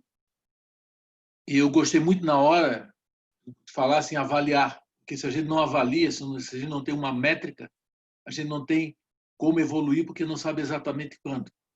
Claro que deve ter falado na ergonomia com relação à cadeirante. E claro que existem os surdos, os mudos, os de visão prejudicada, incluindo até daltônicos, que eu me lembro, pode existir outras categorias de pessoas com alguma deficiência. Também não foi falado as coisas que acontecem com todas as pessoas normais. Eventualmente sofrem um acidente, estão com a perna engessada, o braço engessado, que também tem que andar de ônibus. Então, a fração da população que precisa de cuidados com relação à acessibilidade em ônibus e outros meios e pontos de ônibus é muito maior do que foi falado aqui, na verdade. Tem uma parcela flutuante e tem a parcela fixa. E tem a parcela reprimida, que são as pessoas que têm essas deficiências e têm vergonha de ir para a rua. Tá? Então, o problema é muito mais grave do que a gente está pensando. A gente só estava avaliando o que está aí na rua. Mas eu gostaria de propor o seguinte, estender um pouquinho mais a avaliação com esse peso que eu vou fazer, permita essa, não é crítica, nós estamos falando em valores mínimos. Não seria a possibilidade da gente criar, assim, tipo, como tem um selo da sustentabilidade para prédio, selo prata, selo ouro, selo bronze, em que a gente esticasse mais a gama de itens a serem avaliados nessa questão, tá? Criando Ou seja, em vez de a gente ficar brigando por um valor pequeno, o ideal seria brigar por uma avaliação por valores maiores, criar selo de qualidade. E a premiação, eu gostei muito da intervenção de um colega aí, que falou não premiar a cidade, mas premiar a empresa. Tá? Porque daí é um incentivo para a empresa. E esse incentivo pode significar melhor acesso a fontes de financiamento. Tá? Isso é só a minha sugestão. Tá? Ou seja, o selo de acessibilidade com metas bem altas para ser atingido, pode ser prata, ouro ou bronze, ou bronze, prata e ouro. Qualquer coisa assim no sentido de a gente ter uma expectativa de qualidade bem maior que atualmente. Então era isso. Obrigado pela palestra, eu gostei muito. E é a primeira vez que eu vi a questão da acessibilidade no transporte coletivo, mas a acessibilidade está em ponto de ônibus, está em calçada, está em muitas coisas, está inclusive a pessoa analfabeta, que é, na verdade, uma dificuldade que a pessoa tem, que não é culpa dela, é culpa da questão do ensino, e também da pessoa que enxerga mal, que olha um ônibus à distância, ele tem um número que ele não sabe ler e tem um itinerário que ele também não sabe. Então, uma maneira de identificar o ônibus que não seja convencional e enxergar à distância, ou pela cor do ônibus, alguns detalhes assim morfológicos, para a pessoa facilitar mais a tomar o ônibus certo, não pegar o ônibus errado. Então, é isso aí. Eu não estou fazendo uma pergunta, não estou fazendo apenas uma provocação. Então, muito obrigado, Lúcia, até a próxima. Obrigada, Roberto. Lúcia.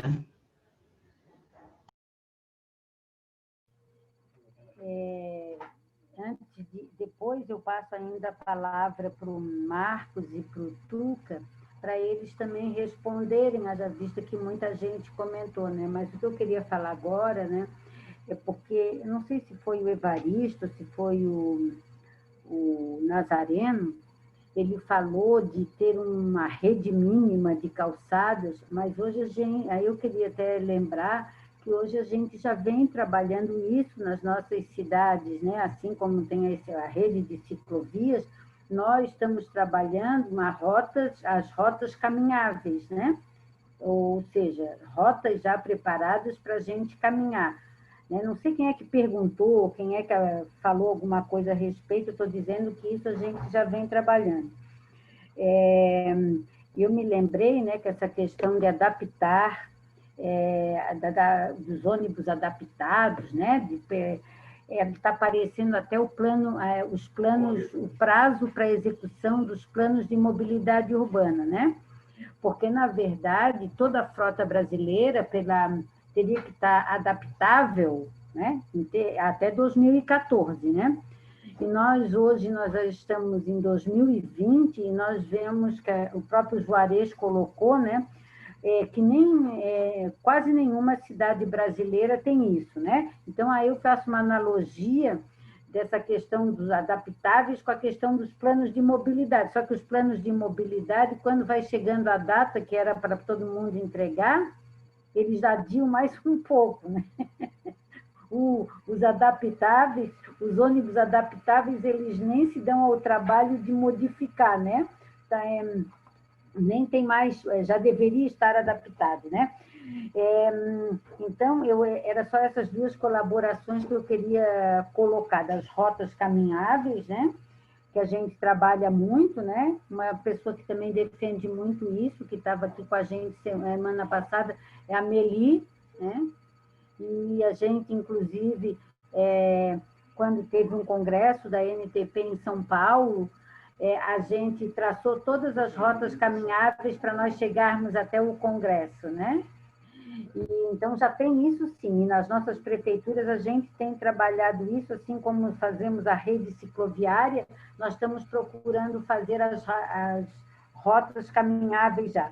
E é muito importante, né, que todas as pessoas que estão aqui, muitas das quais trabalham em prefeituras, estão ligadas a governos municipais, estão trabalhando em planos de governo, é importante que a gente leve todas essas sugestões, essas preocupações para esses próximos governos que vão para as próximas eleições, né?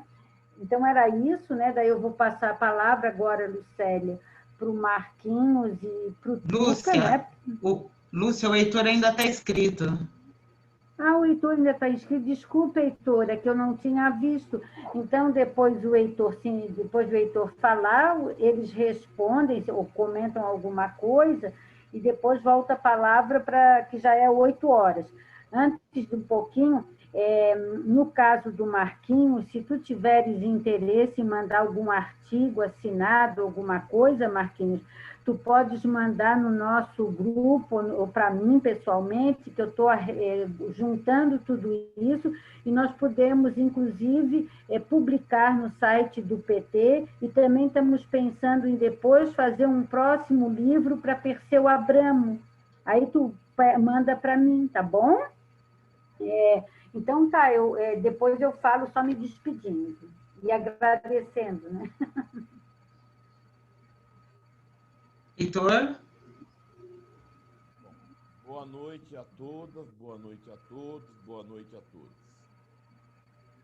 Começo falando que hoje tivemos mais 1.271 mortes por Covid-19, 117.665 desde o início da pandemia.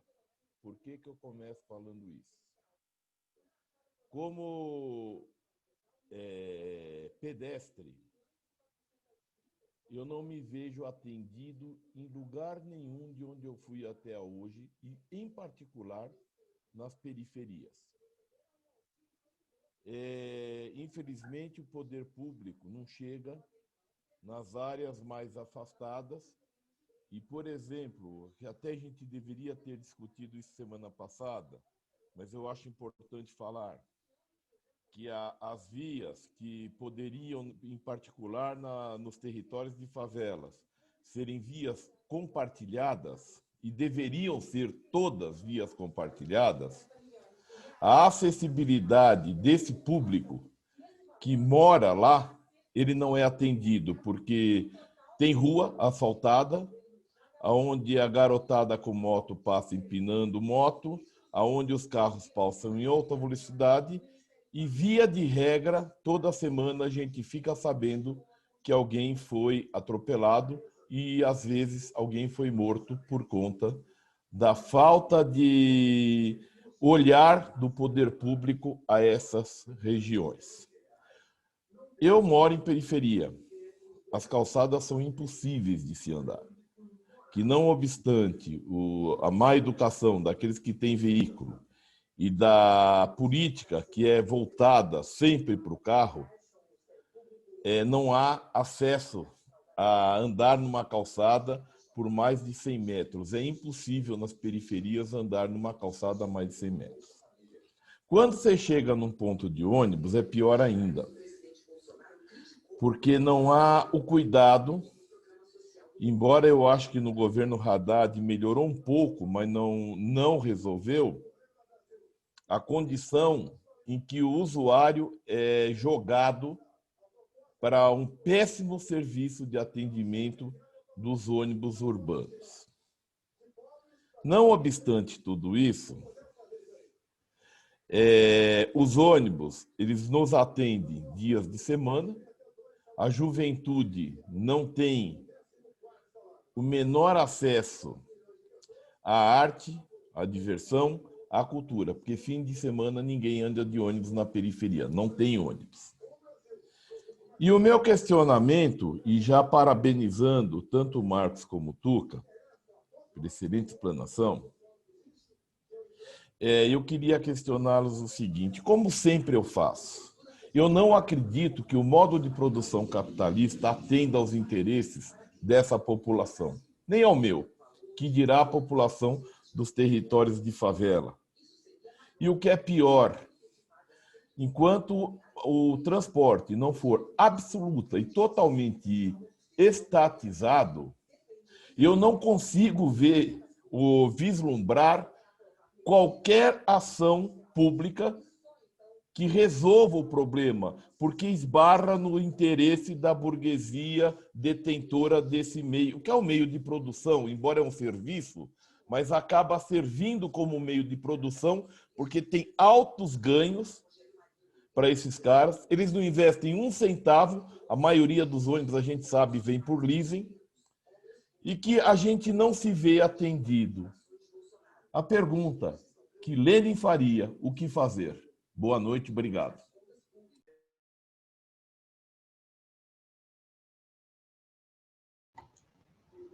Sem mais inscritos, Lúcia, vai passar qual a ordem? Quem comenta primeiro? Eu sou obrigada a dizer que o questionamento do Heitor foi maravilhoso, né? Pode ser o Marquinhos ou depois o Tuca, os dois escolhem aí, não sei. Eu acho que, se você me permite, Marquinhos, você que deve fechar, eu acho. Você abriu e você fecha. Então, pode ser? Só lembrando ao Nazareno, cadê o Nazareno? Só tá aí, Nazareno? Nazareno? Eu peço para não usar o termo cadeira elétrica. Cadeira elétrica traz uma lembrança de uma coisa muito desagradável, né? Então, o termo que nós usamos é cadeira motorizada, tá? Cadeira elétrica é outra história e deixa triste lembrança e triste existência, né? Então, nós temos cadeiras motorizadas. Tá? Quanto a essa questão que você colocou também, Nazareno, e a Lúcia falou daí das redes dos trajetos acessíveis, nós temos aqui em São Paulo um programa que é coordenado por mim na SP Trans, que se chama microacessibilidade, né? Então, e também isso remete aos pontos de ônibus, né? A gente acha que o ponto de ônibus deveria ser um local de uma certa nobreza nos bairros, nas periferias, né? Um local de referência e de respeito às pessoas que utilizam. Nós temos esse programa de microacessibilidade, que é o seguinte: nós temos aqui na cidade de São Paulo 35 centros públicos de reabilitação, pequenos centros de reabilitação que são oriundos do Plano Nacional de Atenção à Saúde da Pessoa com Deficiência, que o ex-ministro Padilha implementou. E aqui na cidade de São Paulo nós temos 35. Em todas as cidades tem, em Belo Horizonte deve ter, em todas as cidades tem os CERS, Centros Especializados em Reabilitação. São pequenos centros espalhados pela periferia de São Paulo. O nosso programa de microacessibilidade, ele atua no sentido de criar trajetos acessíveis entre o ponto de ônibus mais próximo ao centro de reabilitação. Então, desses 35 centros de reabilitação, nós temos 107 pontos de ônibus, né, espalhados em cada um deles uma média de 3 pontos próximos a cada um desses centros de reabilitação. E nós estamos implementando, então, trajetos acessíveis e criando, então, essas redes de acessibilidade, iniciando pelos equipamentos de saúde, né? E a ideia é ir ampliando depois para outros equipamentos de saúde, hospitais, postos de saúde, escolas, depois, enfim, criando essa malha de acessibilidade a partir do ponto de ônibus ao centro de reabilitação mais próximo, né?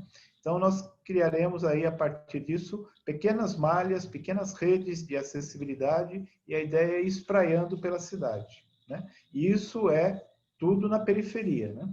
Tudo na periferia. Essa é a ideia.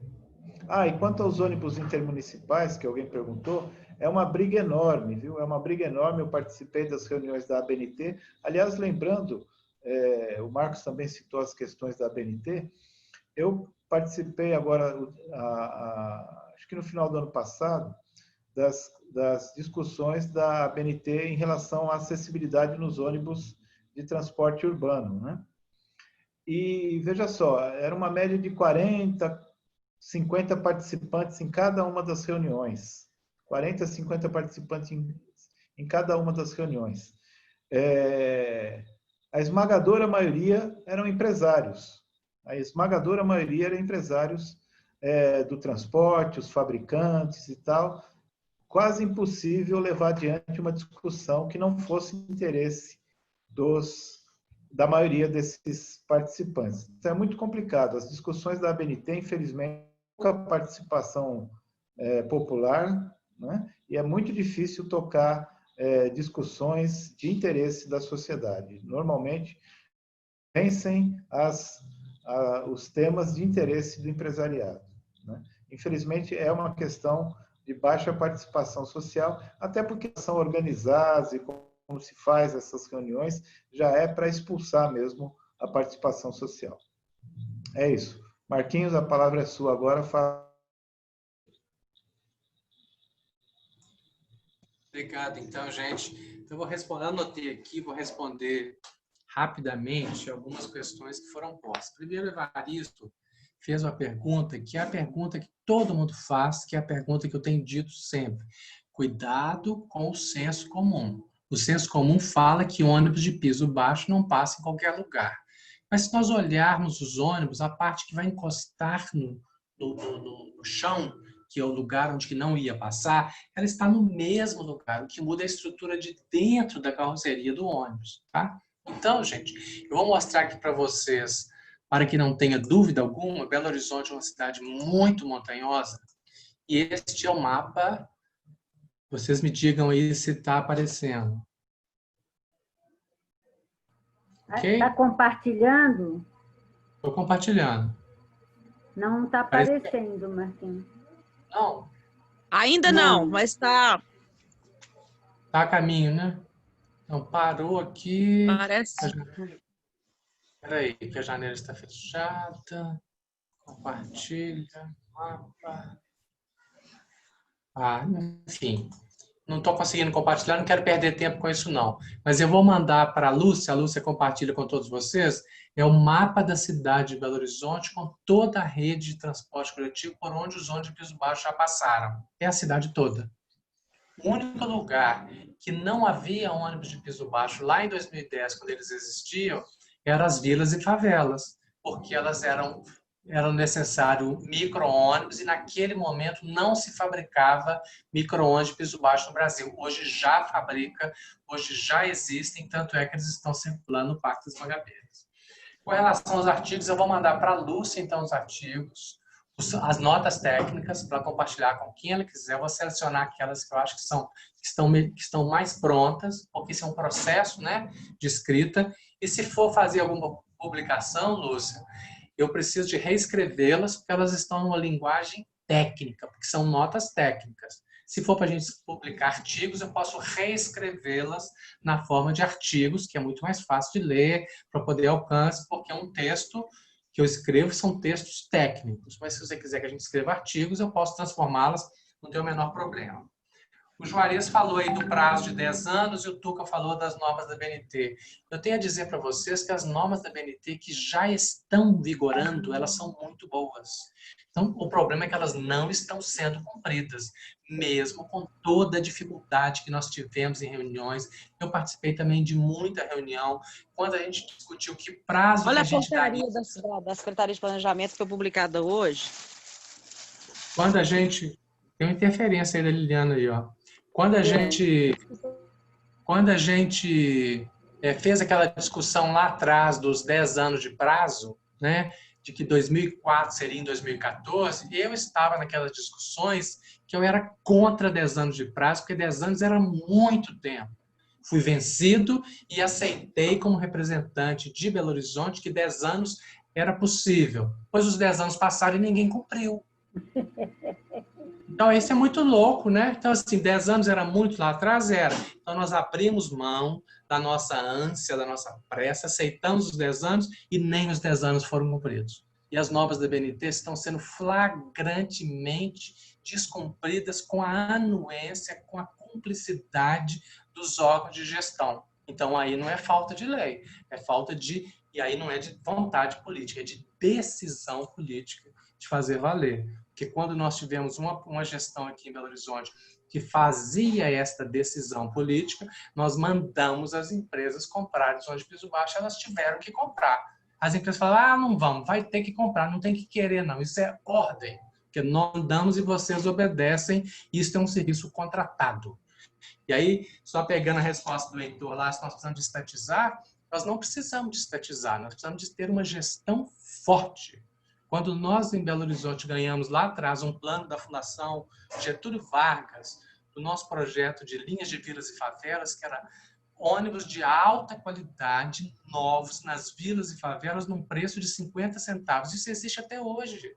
Aí a juíza me perguntou qual é a condição que é possível para essa iniciativa de Belo Horizonte ser replicada nas outras cidades. Eu respondi, é preciso ter uma gestão forte. O Estado tem que mandar e a iniciativa privada tem que obedecer. Ela me respondeu, então aqui nesse Rio de Janeiro nós nunca vamos ter isso. E ganhamos o prêmio de iniciativa de gestão. O Cláudio falou sobre os dados das cidades.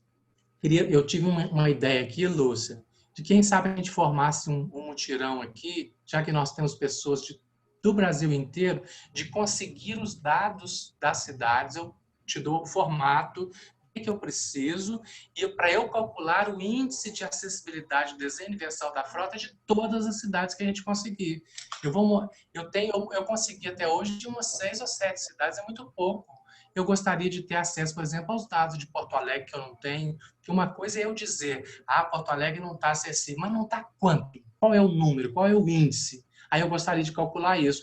Assim como eu já calculei de São Paulo, já calculei de Fortaleza, de Belo Horizonte, de Joinville, e muito pouco, são poucas as cidades que eu consegui, porque quase ninguém quer abrir esses dados. Então, se a gente conseguir formar uma rede aí de pessoas que obtêm essas informações, eu dou o formato, a gente consegue, e eu incluo numa nova nota técnica fazendo uma leitura das cidades do Brasil inteiro, em vez de meia dúzia de cidades. Acho que aí a gente dá um avanço e daria um artigo muito bacana para a gente poder trabalhar.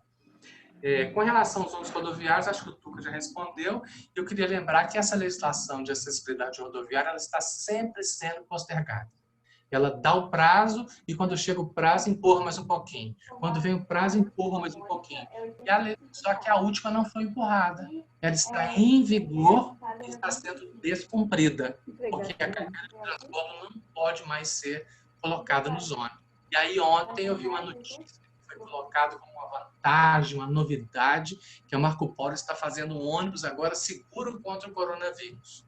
Aí ele coloca lá o símbolozinho de acessibilidade no vidro da frente e coloca de Safe Bus. Parece que falar em inglês fica muito chique, né? É o ônibus seguro que é imune ao coronavírus. Ele é um ônibus péssimo, gente. Ele é um ônibus que coloca uma fileira de cadeira numa janela, uma fileira de cadeiras na outra, uma fileira de cadeira no meio e um tanto de cortina para separar as pessoas. Essas cortinas são iguais às cortinas que os judeus ortodoxos usam nos ônibus para o homem não olhar a mulher e a mulher não usar o olhão. É a mesma coisa. Então, se eu fiz a comparação da África do Sul racista, eu estou fazendo a comparação do judaísmo misógino, que é uma solução que serve uma coisa que alguém está querendo adaptar aqui e dizendo que é uma vantagem. O Safe Bus é um ônibus péssimo. A cadeira de rodas não vai passar, não vai entrar e não vai circular. Alguém vai dizer, mas você está querendo também que cadeira de roda ande de onde você está querendo demais. Ué, não é isso? Aqui já está respondido. O Nazareno falou uma coisa preciosíssima, que é o prêmio do City Award da Europa. É um prêmio que foi lançado em 2010, ele é muito bacana. Eu tenho todos os relatórios, eu tenho lido todos e comparado, e ele tem melhorado muito ano a ano, porque vai sofisticando os critérios e vai trazendo experiência de cidades que a gente nunca ia ouvir falar dessas cidades. E o que é mais impressionante, que o primeiro prêmio de 2010, que foi concedido em 2011, a cidade mais acessível da Europa, foi a cidade de Ávila, na Espanha, que é uma cidade medieval. Uma cidade que tinha tudo para não ser acessível. E foi considerada a cidade mais acessível da Europa, sem destruir o patrimônio histórico, porque foram feitos os ajustes e os arranjos para garantir que todas as pessoas pudessem usar tudo da cidade. E por isso ela foi premiada como a cidade mais acessível. Então, dizer que uma cidade igual a Belo Horizonte não tem jeito, que está cheia de morro, que tem patrimônio histórico, isso é uma conversa fiada. Rota acessível já foi respondida. o Fernando de Porto Alegre falou, eu acho que a gente podia conseguir esses dados de Porto Alegre para mostrar para as pessoas o tanto que a frota de Porto Alegre é muito ruim, muito inacessível. E aí ele está falando que os ônibus de lá tem uma porta de um lado que é embarque em nível, uma porta do outro que é de escada, ou com elevador. É igual o BRT de Belo Horizonte, que inventaram isso aqui, que chama BRT misto. Então, quando você uma coisa não presta para nada, é misto. Ele não é nada, é misto. Não é nenhuma coisa nem outra. O ônibus, ele sequer está previsto na NBR 14022, não existe previsão para ele. Mas ele é construído, é fabricado e roda. Então, isso é uma coisa inaceitável. E a gestão pública está deixando isso passar. Por quê? Porque é necessário para dar flexibilidade. Mas dar flexibilidade para o serviço não prestar, né? O Roberto citou aí as outras deficiências. Eu queria dizer que eu fiz um recorte, Roberto, muito específico, por causa do tempo que a gente tinha para falar muito da acessibilidade física, que é a acessibilidade mais perceptível para as pessoas. Mas nós estamos numa discussão aqui em Belo Horizonte bastante interessante, que é com relação à semaforização dos sinais sonoros para as pessoas cegas. E aí nós temos aquela velha discussão entre o cadeirante e o cego, que se eu tiro a calçada, tem que botar o piso tátil, mas aí surge um terceiro elemento, que é o surdo cego, que é a pessoa que tem dificuldade para ver e tem dificuldade para ouvir. E a BNT já prevê lá na NBR que tem um sinal vibratório, colocar a mão, sentir que ele está aberto pela vibração. Então, tudo isso é possível. Mas quando a gente fala isso, fala, nossa, que cara chato, ele está cuidando de surdo cego. Isso não existe. Eu já vi gente falando isso comigo, isso não existe, você está inventando, né? Agora, o que a gente tem que fazer é usar essas deficiências como régua. Então, eu vou usar como régua o surdo cego, porque vai servir para ele e serve para todo mundo. Eu vou usar a régua da deficiência física na questão da declividade. E vou usar a régua do cego na questão do visual. E ao atender a cada uma dessas, eu estou atendendo a todo mundo. Essa que é a lógica do desenho universal. Tá? Mas é muito complexo, porque quando eu coloco um semáforo com sinal sonoro num lugar que tem muita moradia, quando chega à noite, as pessoas vão reclamar que está fazendo muito barulho. E aí vão exigir que o poder público desligue, mas a hora que desligar, o cego não pode andar de noite? Quer dizer que o cego só pode andar de dia? Mas isso é uma ineficiência do poder público que não colocou um sinal que vai funcionar em função do horário. À noite você pode reduzir o sono, não tem problema nenhum. Você pode ter equipamentos que trabalham. Oi. Só uma coisa. Eu conheço alguns semáforos sonoros estrangeiros e o som que ele emite é mínimo. É mínimo. Né? Uma pessoa que está distraída nem ouve. Só o cego que vai dar importância àquilo e vai prestar atenção, ele vai ouvir. Então, não é uma coisa que incomoda, não. Não é uma coisa Sim, que eu concordo com você, Tu. O que eu estou dizendo são as alegações que as pessoas fazem de que aquilo não pode, e você tem que ter uma resposta rápida com a nova tecnologia, porque o som pode ser ajustado, inclusive, em função do som do tráfego, ele vai oscilando. Aqui em São Paulo é pior, Marcos. Aqui em São Paulo é pior. Se considera que o cego é burro. Então, ele vai ser atropelado. Além de cego, é burro. Então, ele vai ser atropelado, por isso não põe semáforo sonoro. A melhor coisa que tem é pedir para as pessoas que reclamam, ponha-se no lugar do deficiente e viva na cidade. Aí o argumento dele se acaba. Ponha-se no lugar do cadeirante, da pessoa cega, da pessoa surda. Aí o pessoal vai sentir na pele. É só a única maneira que tem. E aí, para concluir, então, gente, o que eu queria dizer é que a gente toma muito cuidado para não ir adotando soluções que parecem ser boas soluções, mas são péssimas soluções. O exemplo maior que eu dou, essas mulheres estão sendo assediadas, então você faz um vagão separado para mulheres, e no caso que a gente está discutindo aqui de semáforo com sinal sonoro, que não é semáforo sonoro, né, gente? O semáforo, por definição, é aquilo que tem luz, então o semáforo com sinal sonoro, é de que algumas cidades, até Curitiba, está fazendo isso. Vão dar um cartão agora para o cego, porque quando ele for atravessar, ele passa o cartão, e aí o cartão vai aumentar o tempo para ele, e o cartão vai emitir o som. Isso é uma coisa devastadora. E você oferece isso para algumas entidades, elas acham o máximo, né? Ah, vou ter uma carteirinha que eu vou passar. Isso é uma solução muito ruim e é vendida pelas empresas de tecnologia como se fosse algo muito bom, mas não são soluções de desenho universal. É segregante, não é universal. Exatamente. Então, a gente tem que sair do conceito que a gente saiu lá atrás de exclusão, passamos pelo conceito de integração para poder chegar ao conceito de inclusão. E a inclusão só é possível com o desenho universal. Então, com isso, eu termino a minha fala aqui. Agradeço muito, viu, Lúcia, Lucélia, Socorro, pela oportunidade da gente conversar aqui. Eu vou mandar para a Lúcia essas notas técnicas que eu tenho prontas. Eu digo a você, gostaria muito que vocês lessem, que vocês comentassem, mandassem e-mail para mim, para a gente trocar essas informações, porque essa número 2 mesmo que eu vou mandar para vocês, ela já está na 6ª versão. Porque a cada momento eu refaço, eu reescrevo, incorporo mais uma informação, porque esse é um processo em construção que a gente vai aprendendo e vai produzindo, e vai escrevendo, e vai produzindo de novo, e vai melhorando, e trazendo novas experiências, porque isso não tem fim. Tá bom, gente? Obrigado, viu? Marcos, eu só queria fazer uma pergunta. Quais são os dados que você precisa para a pesquisa aqui de Porto Alegre?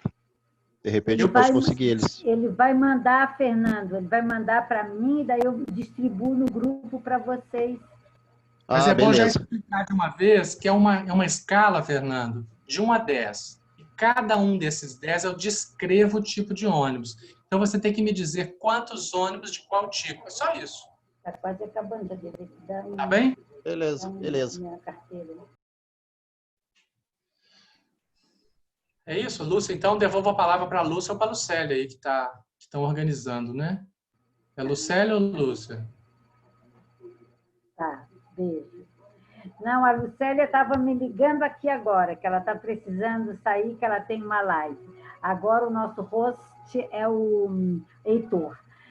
Bom, pessoal, eu acho que já está na hora, né? Já são quase 8h30.